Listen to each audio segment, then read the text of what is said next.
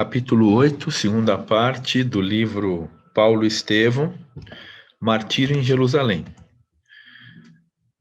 Paulo retorna a Jerusalém depois de uma carta recebida por Tiago solicitando sua ajuda.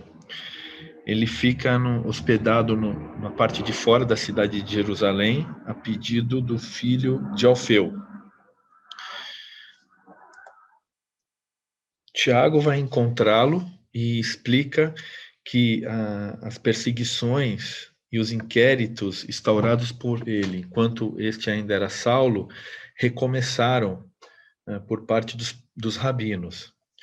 E mesmo os réus que já se encontram falecidos, suas penas estão sendo aplicadas aos seus descendentes.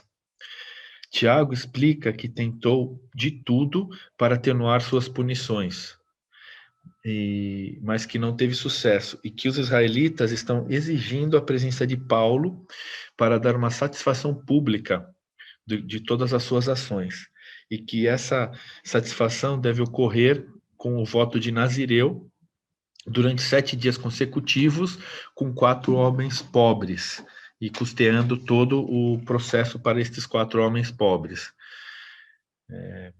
Paulo percebe uma grande mudança em Tiago e que se tornou mais humilde, né, até por todos os processos e tribulações da vida até esse momento. Paulo entende o que deve passar, preferia ser torturado em praça pública, mas entendendo tudo que foi passado por Tiago, ele resolve passar pelo processo e pelos votos de Nazireu. Durante os primeiros dias, ele comparece ao Monte Moriá para a purificação judaica, né, junto com um grego chamado Trófimo.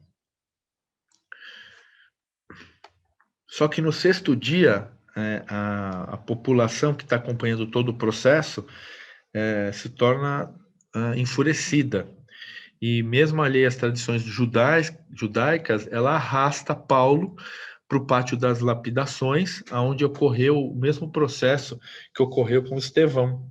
E Paulo relembra o que aconteceu, relembra o encontro de Abigail com seu irmão e todo o acontecido naquela época, até que começam a acontecer as primeiras pedradas, né? E isso desperta Paulo para o momento atual.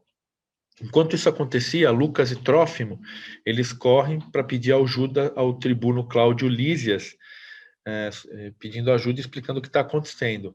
O tribuno mobiliza soldados para tirar Paulo daquela situação, mas ele também acredita que Paulo, na verdade, é um bandido que está sendo procurado há muito tempo naquela região. Ele tira Paulo, mas ele se surpreende com a maneira que Paulo trata as coisas e da maneira distinta com que ele age sobre a situação, né? E Paulo, ele pede nesse momento, mesmo sendo perseguido pela população, para que ele tenha um momento para se dirigir a todos, né? E ele se dirige ao povo em hebraico, explicando todas as suas lutas, todo o remorso que ele sente pelas ações que ele cometeu, enquanto ele era Saulo.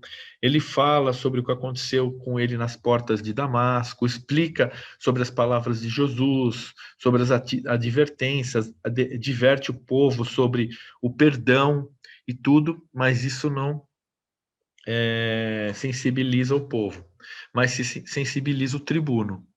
E o tribuno percebe que o Paulo não é um prisioneiro comum. E ele pede ajuda para o outro tribuno chamado Zelfos para ajudar ele a tomar uma decisão correta a respeito do Paulo. Os 2 tribunos colocam Paulo na cadeia, numa cela, e ele é tratado como um prisioneiro. E ele percebe que os soldados estão preparando uma série de instrumentos para torturá-lo. E nesse momento ele convoca a sua condição de romano e diz que não é correto que aquilo seja feito porque ele não foi nem condenado, né, por nada. E isso chega aos ouvidos do tribuno, que pede para que os soldados o tratem com mais respeito. Embora permaneça na prisão, ele é tratado com mais respeito. E aí o tribuno entende que o Paulo ele não é um prisioneiro comum, mas ele é um prisioneiro ele tem que ser tratado pelo Sinédrio, porque os crimes, vamos dizer assim, que ele está sendo julgado, são crimes relacionados à fé, e não crimes relacionados à lei. Então, eles levam novamente Paulo na frente do Sinédrio para tentar se justificar.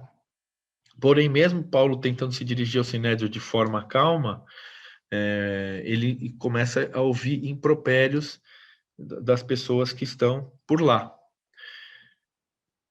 E o tribuno, sentindo uma grande simpatia por Paulo pela forma como ele está tratando a situação, ele retira Paulo do Sinédrio e diz que não há condições para continuar aquele julgamento,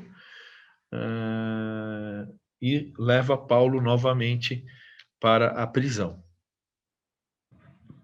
Paulo, uma vez na prisão, ele tem tempo para pensar, e ele fica pensando se é justo ele pensar nesse processo de Roma, né? Uma vez que ele invocou o processo dizendo que ele é romano, ele fica em dúvida se é justa a saída dele a Roma, uma vez que ele já está com uma certa idade, ele não sabe se ele vai conseguir fazer isso, então ele está pensativo. E aí, um determinado momento, um torpor toma conta dele e uma claridade invade a cela onde ele está. E ele escuta uma voz suave sussurrando o seguinte: regozija-te pelas dores que resgatam e iluminam a consciência. Ainda que os sofrimentos se multipliquem, renova os júbilos divinos da esperança. Guarda o teu bom ânimo, porque assim como testemunhaste de mim em Jerusalém, importa que o faças também em Roma. E com essas frases, ele retoma e se revigora, né? E ele está com um novo ânimo assim para continuar o caminho dele. Na manhã seguinte, ele é visitado pelo sobrinho, o Estefânio, que comunica que agora os judeus eles têm um novo plano, que é não só matar o Paulo, mas também matar o tribuno. E então eles fazem com que esse plano chegue até o tribuno e eles tomam a decisão de enviar Paulo a Cesareia, para que o governador Félix tome cuidado do caso. Chegando em Cesareia, agora o Paulo, se encontrando no poder do Félix, ele novamente é levado ao Sinédrio, porque o governador entende que, como ele é judeu, ele tem que ser tratado pelos da sua raça, né? E, novamente, ele é destratado pelos judeus, que tratam ele de forma colérica, falando que tem direito de raça, que ele traiu seu povo e tudo, né? E o governador, vendo aquilo acontecer, retira o Paulo do recinto, falando que ali não tem condições de ser levado a um julgamento, e fala que a decisão dele é que a sua sentença vai ser prorrogada indefinidamente. Com isso, Paulo volta para a prisão. E na prisão ele passa mais 2 anos. E nesses 2 anos, ele se comunica com as igrejas através de cartas, né? Então aí já tem um grande fato, né, que é descrito nesse momento, que são as cartas de Paulo para as igrejas. Nesse mesmo instante, Paulo começa a falar com Lucas que ele deve escrever a biografia de Jesus, valendo-se das informações de Maria, né? E com isso, Lucas escreve o Evangelho. E também Paulo pede para que Lucas saliente a importância das atividades dos apóstolos após a partida de Jesus Cristo. E aí o ato dos apóstolos. Aí são 3 fatos bem importantes que acontecem enquanto Paulo está preso. Em determinado momento, o governador Félix ele é posicionado em outro local e assume o governador Pórcio Festus. E nesse momento, os rabinos veem uma oportunidade de pedir para que o prisioneiro, Paulo, seja levado novamente ao Sinédrio para ser tratado e julgado pelo seu povo. Mas o governador, ele não quer ceder tão facilmente, ele quer primeiro entender tudo que se passa pelo processo. E aí eles escutam que existe um plano, Paulo escuta que existe um plano para que ele seja crucificado junto de 2 ladrões, assim como foi feito com Jesus, reconstituindo a cena do Calvário. Ele não se acha merecedor, né? E novamente ele invoca seu título romano, de cidadão romano, e apela para César. O governador Pórcio, ele entende esse processo e ele se preocupa, porque como explicar que um prisioneiro ficou durante 2 anos preso sem ter uma justificativa real para essa prisão? E nesse momento ele recebe a visita de Herodes Agripa com sua esposa, né, e tenta tornar isso uma festividade. E ele promove o encontro entre o ex-rabino e o Herodes Agripa, que é o rei da Judéia. E o discurso do Paulo impressiona muito o rei Herodes, e que chega até a afirmar que quase se converteu em cristão. O Herodes, nesse momento, tenta ajudar o governador a achar uma saída para libertar o Paulo, uma saída digna, para que ele não seja levado a Roma.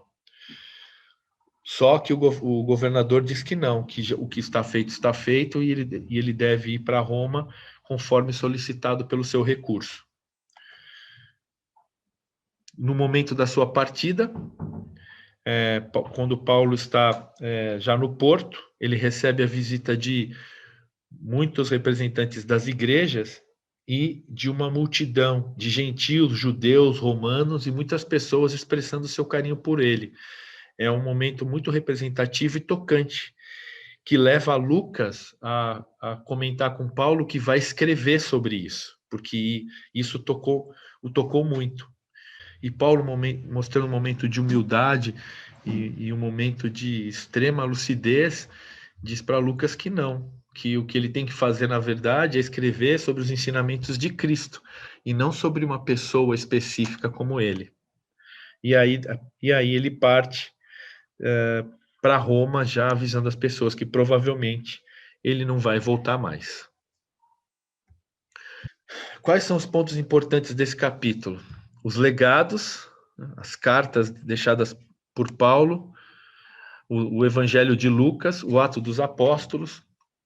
E quais são os ensinamentos? A compreensão e o perdão, principalmente demonstrado aí no momento em que Tiago e Paulo estão conversando, né? E que eles tiveram tantos momentos de atrito e que agora estão se entendendo, e que tanto Paulo quanto Tiago estão compreendendo melhor as suas ações, principalmente as ações de Tiago, né, que vivendo numa região tão cheia de conflito como é Jerusalém, com os romanos e com os judeus, tudo que ele fez para manter o cristianismo, resignação e perseverança de Paulo para levar a palavra de Jesus a todos em todos os momentos, inclusive quando ele está sendo preso, né? E a humildade que está bem expressada nos últimos atos do capítulo, onde da história e dessa parte da história, onde Lucas quer escrever sobre ele e ele diz que não, que tem que ser escrito sobre os ensinamentos de Jesus. Aí são os principais pontos que a gente tirou desse capítulo.